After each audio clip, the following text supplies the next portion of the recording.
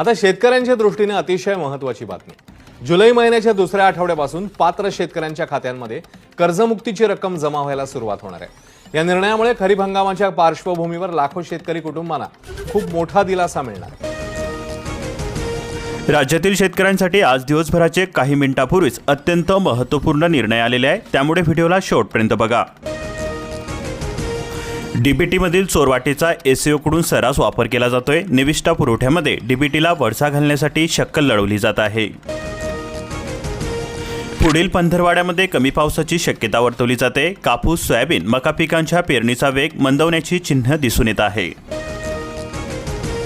खानदेशामध्ये काबुली हरभऱ्याचे दर हे टिकून आहे. अनेर, तापीकाठी पेरणी अधिक झालेली आहे. वाढता ऊर्जा खर्च, स्थलांतराने वाढले. जागतिक शेतीसमोरील हे संकट आहे. ओईसीडीचा अहवाल सादर करण्यात आलेला असून स्थानिक गरजूनुसार धोरणाची शिफारस केली जाते. शेतीला मोफत वीज पण अखंड वीजपुरवठा कुठे? कैलास पाटील यांचा विधानसभेमध्ये संतप्त सवाल. हिंगोली 14 तर नांदेड जिल्हा 4 धक्क्यांनी हादरला. लातूर जिल्ह्याला सुद्धा सौम्य धक्के बसलेले आहे. नागरिक धास्तावले. हिंगोली नांदेड भयकंप. शिक्षकांच्या विविध प्रलंबित मागण्यांसाठी शाळाबंद आंदोलन केले जाते. विविध संघटनांनी जिल्हाधिकाऱ्यांमार्फत शासनाला पाठवले निवेदन. शेतकऱ्यांची विधान भवनावरती धडक, झाडांवरती जीवघेणे आंदोलन. मुख्यमंत्र्यांसोबत बैठक निश्चित करण्यात आली. संघर्ष स्थगित झाले. हिवाळी अधिवेशनामध्ये समान नागरी कायदा पारित केला जाणार. मुख्यमंत्री देवेंद्र फडणवीस यांची विधानसभेमध्ये घोषणा करण्यात आलेली आहे. निवृत्त न्यायमूर्ती रंजना देसाई यांच्या अध्यक्षतेखाली 7 सदस्यांची समिती देणार अहवाल. कांद्याला अनुदानाऐवजी प्रक्रिया उद्योगांची जोड दिली जाते. मंत्री जयकुमार रावल म्हणाले, बाजार समिती शुल्कही माफ करण्यात येणार. बियाणे नमुन्यांच्या अहवालांना विलंबनामुळे दुबार पेरणीचे संकट गडद झालेले आहे. अकोला जिल्ह्यामध्ये सोयाबीन बियाणे उगवले नसल्याच्या तक्रारीचे प्रमाण वाढतेच आहे. बाभुळगाव शिवारामध्ये वन्य प्राण्यांचा धुमाकूळ, पिकांच्या अतोनात नुकसान होते. शेतकरी चिंतेमध्ये सापडले. उपाययोजनांची मागणी केली जाते.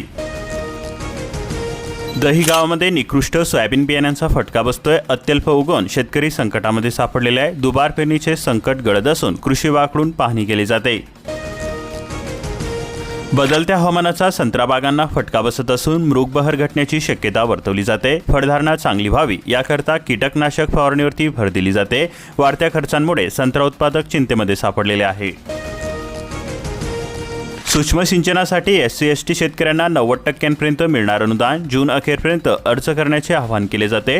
प्रधानमंत्री कृषी विकास योजनेअंतर्गत राबवण्यात येणाऱ्या प्रतिथेंब अधिक पीक योजनेअंतर्गत मूर्तिजापूर तालुक्यातील अनुसूचित जाती SC व अनुसूचित जमाती ST प्रवर्गामधील पात्र शेतकऱ्यांना मुख्यमंत्री शाश्वत सिंचन योजनेतून ठिबक व तुषार सिंचनसाठी 90% अनुदान उपलब्ध होणार आहे. पेरलं सोयाबीन उगवला संताप, बोगस बियाण्यांमुळे घात होतोय. खामगाव तालुक्यामध्ये सर्वाधिक तक्रारी असून 800पेक्षा अधिक बियाण्यांचे नमुने प्रयोगशाळेमध्ये पाठवण्यात आलेले आहे. अहवालाची प्रतीक्षा आहे. कर्जमाफी योजनेसाठी आधार बँक माहिती अद्ययावत ठेवण्यासाठी जिल्हा प्रशासनाचे आवाहन केले जाते. अचूक माहिती उपलब्ध करून देणे गरजेचे ठरणार आहे. सिंदखेड राजामध्ये दमदार पावसाची प्रतीक्षा होते. तालुक्यामध्ये आतापर्यंत 172 मिलीमीटर्स पावसाची नोंद झालेली आहे. रिपरिप सरींमुळे पेरण्या रखडलेल्या आहे. महाडीबीटी 2.0 मुळे शिष्यवृत्ती अर्ज प्रक्रियेमध्ये बदल केले जाते. आधारावरती नवीन महाआयडी आवश्यक असणार. अर्ज नोंदणी प्रक्रियेला 6 जुलैपासून सुरुवात होणार. बियाणे न उगवण्याच्या तक्रारींची दखल घेतली जाते. अधिकारी शेतकऱ्यांच्या बांधावरती येत आहे. खामगाव जिल्ह्यामध्ये कृषी विभागाची विशेष मोहीम तालुकास्तरीय समितीकडून पाहणी सुरू करण्यात आलेली आहे. जयपूर परिसरामध्ये 250 हेक्टरवरती उंच गादी वाफ्यावरती हळद पेरणीचा प्रयोग केला जातोय. सोयाबीन अंकुरण्याच्या अवस्थेमध्येच मिलीपीडने घातलाय विडखा. पिकाच्या मुळावरतीच हल्ला केलाय. प्रादुर्भाव अधिक असलेल्या शेतांमध्ये दुबार पेरणीचे संकट गडद झालेले आहे. गतवर्षीच्या तुलनेमध्ये वाशिम जिल्ह्यात पावसात तब्बल 137.6 मिलीमीटर पावसाची तूट दिसून येते. पिकांना आता पावसाची गरज आहे. नदीला पाणी आले. आता वीजपुरवठा पूर्ववत करण्याची शेतकऱ्यांकडून मागणी केली जाते. पंढरपूर तालुका नीरा व भीमा खोऱ्यामध्ये पडतोय दमदार पाऊस. साखळी धरणे भरून वाहू लागली. अतिवृष्टीग्रस्त शेतकऱ्यांना खरडून गेलेल्या जमिनीचा मोबदला मिळण्याचा मार्ग मोकळा झालेला आहे. आमदार राजू खरे यांच्या प्रश्नांची महसूल मंत्र्यांनी घेतली दखल. नाशिक परिसरामध्ये आठवडाभराच्या पावसाने पेरणी योग्य झाली धरणी. खरीप पेरणीसाठी शेतजमीन अनुकूल असल्याचा कृषी विभागाकडून शेतकऱ्यांना सल्ला दिला जातोय. पावसाची उघडीप खोळंबलेल्या पेरण्यांना योग्य येणार. कळवण तालुक्यामध्ये 6 दिवसांमध्ये कोसळला 1176 मिलीमीटर पाऊस. सलग पावसामुळे नदी नाले दुथडी भरून शेतीला मिळाला मोठा दिलासा. पावसाने मोठा दिलासा दिलेला आहे. नाशिक जिल्ह्यामध्ये आता पेरण्यांना वेग आल्याचे चित्र दिसून येते. येवल्यामध्ये 50% उद्दिष्ट पूर्ण झालेले आहे. दिंडोरीमध्ये भाजीपाला लागवडीला सुरुवात झालेली असून सिन्नरमध्ये वापशाची प्रतीक्षा आहे. पेठ सुरगाण्यामध्ये शेती कामांची लगबग सुरू झालेली आहे. तर त्र्यंबक तालुक्यामध्ये पाऊस पिकांना लाभदायी ठरत आहे. परदेशवाडी तलावावरती विषारी आफ्रिकन मांगूरचे साम्राज्य दिसून येते. पर्यावरणाला मोठा धोका निर्माण झालेला आहे. 62 हेक्टर जलाशयामधून मांगूर निर्मूलनाची आता प्रशासनाची कसरत सुरू आहे.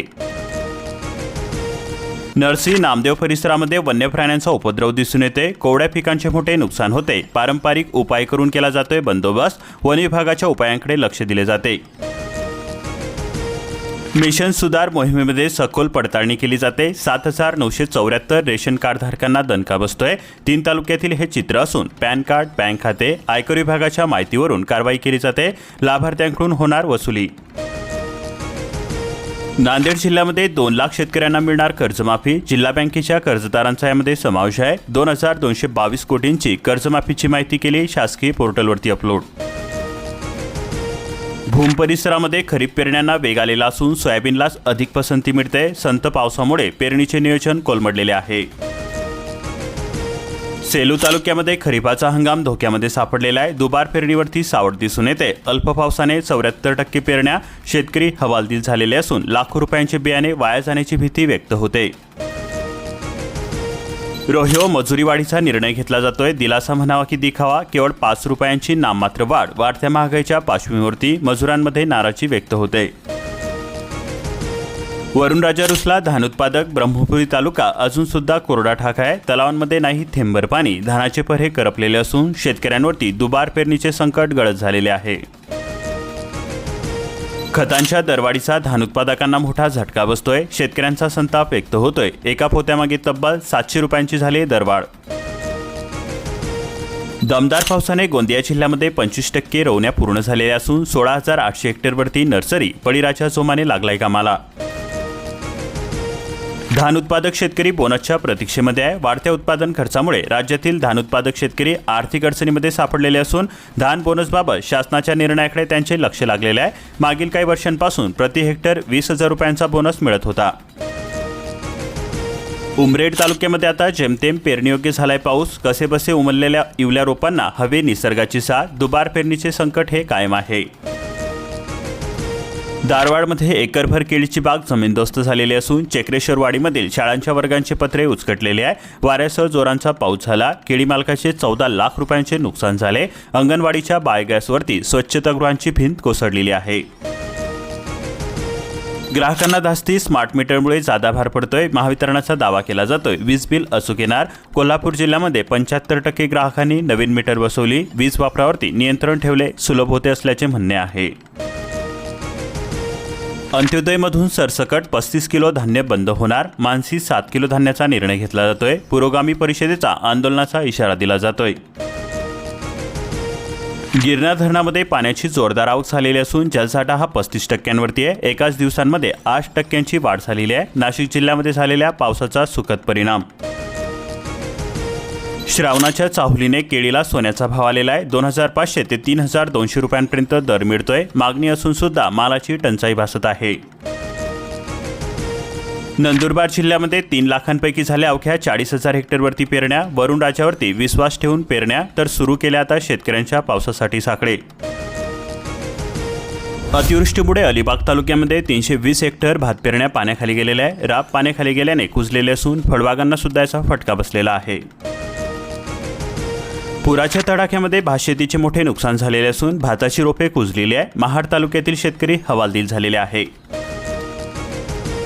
वारणा ही धोक्याच्या पातळीवरती असून सतर्कतेचा इशारा देण्यात आलेला आहे. चांदोलीमध्ये उघडीप. शिरोड्यामध्ये घरांची पडझड झालेली आहे. शेती पाण्याखाली गेलेली असून अलमट्टीतून विसर्ग सुरू झालेला आहे. ढगफुटी सदृश्य पावसाने पिकांचे मोठे नुकसान झालेले, नदी नाले तुडूंब भरून वाहू लागले, पिकांचे नुकसान, बॅरिगेड्स वाहिल्याने वाहतुकीवरती सुद्धा याचा परिणाम होतोय. उजनीमध्ये 35% पाणीसाठा, 12 तासांमध्ये 4 TMC पाणी पातळीमध्ये वाढ झालेली आहे. दौडमधील विसर्गात घट झालेली असून वीरमधील विसर्ग बंद झालेला आहे. धरणांमध्ये 47.83 TMC साठा असून राधानगरी 59, वारणा 58, दूधगंगा 29% भरलेले आहे. संततधार पावसामुळे खरीप पेरण्यांचा वेग हा मंदावलेला असून कोल्हापूर जिल्ह्यामध्ये आठवडाभरात केवळ 2% पेरणी, 5 जुलै अखेर केवळ 40%च काम पूर्ण झालेले आहे. शेतामध्ये पाणी साचल्याने शेतकरी अडचणीमध्ये सापडलेले आहे. शिरोली परिसरामध्ये हजारो एकरांवरील ऊस भुईसपाट झालेला असून करवीर तालुक्याला मुसळधार पावसासह वादळी वाऱ्याचा फटका बसलेला आहे. शासनाने तातडीने पंचनामे करण्याची मागणी केली जाते. 4 नक्षत्रे ही कोरडीच, खरीपाची निराशा झाली. पश्चिम महाराष्ट्रावरती पावसाची कृपा, सोलापूर जिल्हा मात्र अद्याप सुद्धा कोरडाच आहे. वैजापूर तालुक्यामध्ये 75% पेरण्या पूर्ण झालेल्या असून 1,34,894 हेक्टर क्षेत्रावरती पेरणीलायक झालेला आहे. मका पिकाकडे शेतकऱ्यांचा कल वाढलेला आहे. तिसगाव उपबाजार समितीमध्ये कांद्याला 3200 रुपयांचा भाव मिळतोय. दिवसभरामध्ये 1200 गोण्यांची आवक झालेली असून शेतकऱ्यांमध्ये समाधान व्यक्त होते. शेतकऱ्यांनी सुधारित पीक विमा योजनेमध्ये सहभागी व्हावे, राहता तालुका कृषी अधिकारी भोरे यांच्याकडून आवाहन केले जात आहे. रायगडमधील 3000 घरांना अतिवृष्टीचा फटका बसलेला आहे. 126 दुकानांमध्ये पाणी गेलेले असून पोल्ट्री फार्मचे नुकसान झालेले आहे. महाड पोलादपुरामध्ये शाळा इमारती बाधित झालेल्या आहे. पूरग्रस्त महाडमध्ये NDRF लागले कामाला. तालुक्यातील कुंबडी भागामध्ये जवानांसह महावितरणाने केला वीजपुरवठा पूर्ववत, नागरिकांमधून समाधान व्यक्त होते. महाड तालुक्यामध्ये 438 जणांचे स्थलांतर झालेले असून पुरातून 119 कुटुंबांना सुरक्षित स्थळी हलवण्यात आलेले आहे. 15 दुकाने, 27 घरांचे झाले मोठे नुकसान. पावसाचा जोर ओसरलेला असून भीतीही कायम आहे. रेड अलर्ट जारी करण्यात आलेला आहे. ऑरेंज अलर्ट 10 जुलैपासून ओढ देणार. नांदेड जिल्ह्यामध्ये नगदी पिकांवरती भर दिली जाते. सोयाबीन कापसाची पेरणी सुसाट होते. 2.5 लाख हेक्टरवरती खरीपाची पेरणी पूर्ण झालेली आहे. यंदा सोयाबीनचाच पसंती मिळत आहे. मोठ्या पावसाच्या प्रतीक्षेमध्ये शेतकरी असून दुबार पेरणीचे संकट गडद झालेले आहे. औसा परिसरामध्ये पावसाची ओढ, वाऱ्याचा तडाखा बसतोय. औसा तालुक्यात खरीप पेरण्या रखडलेल्या आहे. जालना जिल्ह्यामध्ये खरीपाच्या पेरण्यांनी गाठलाय 50% टप्पा. 6,51,000 3,18,000 हेक्टरवरती झाली पेरणी. हवामानाधारित फळपीक विमा योजना ठरेल आधार. 14 जुलैपर्यंत मुदतवाढ देण्यात आलेली आहे. मोसंबी, द्राक्ष, डाळिंब फळपिकांचा यामध्ये समावेश आहे. पारंपरिक कारागिरांच्या हातांना मिळाले उद्योगाचे बळ. विश्वकर्मा योजनेची जालन्यामध्ये भरारी. कर्ज मंजुरीमध्ये जालन्याचा राज्यामध्ये 4था क्रमांक. मनरेगाच्या 489 लाभार्थ्यांचे 3 कोटी अनुदान रखडले. व्हीव्हीजी रामजी योजना सुरू करण्यात आलेली असून कागल तालुक्यातील 2,256 कामांचा निधी अद्याप सुद्धा प्रलंबित आहे. सौरपंप योजनेकडे शेतकऱ्यांचा कल वाढलेला असून सिंचनाबरोबर वीज इंधनाची बचत होत असल्याने योजनेला पसंती मिळते. महाराष्ट्रामध्ये 375 पैकी 232 तालुक्यांमध्ये 100% पाऊस झालेला आहे. 143 तालुक्यांना मात्र अजून पावसाची प्रतीक्षाच आहे. नगर जिल्ह्यामध्ये 51% खरीप पेरणी. कापूस सोयाबीनला सर्वाधिक प्राधान्य मिळते. शेगाव तालुक्यामध्ये सर्वाधिक पेरा झालेला आहे. अशाच प्रकारच्या महत्त्वपूर्ण अपडेट्ससाठी सर्व शेतकऱ्यांनी आपल्या चॅनलला सबस्क्राईब करून बेल आयकॉनला ऑलवरती सेट करून घ्या आणि हा व्हिडिओ तुमच्या मित्रांपर्यंत जास्तीत जास्त शेअर करा.